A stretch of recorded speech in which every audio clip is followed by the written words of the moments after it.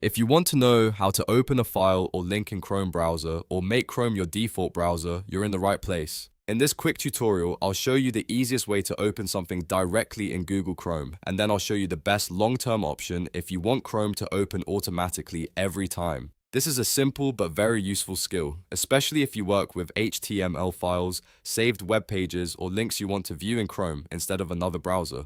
And before we start, if this video helps you out, please hit the like button and subscribe for more easy tech tutorials just like this. Alright, let's get into it. First, let's cover the quick way to open a file or link in Chrome. This is great for one-time use when you only need to open something once. Start by locating the file or link you want to open.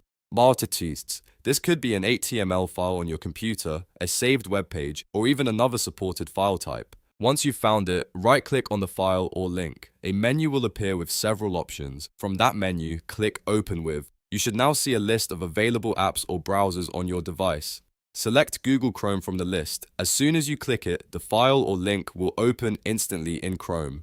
This is the fastest method if you just want to use Chrome for a single file without changing any system settings. Now, let's move to the better option if you want Chrome to be your main browser. This is the method I recommend if you always want links and web pages to open in Chrome by default. To do that, open your Windows settings. You can do this from the Start menu by clicking Settings. Once Settings opens, click on Apps. Inside the Apps section, look for Default Apps and click it.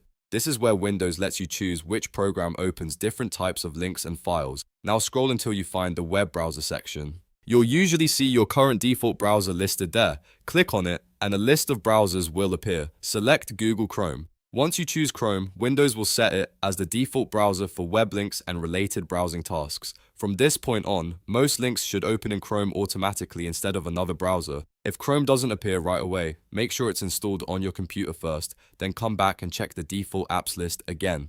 Also, if you're opening a local HTML file, the quick right-click method is often the easiest solution.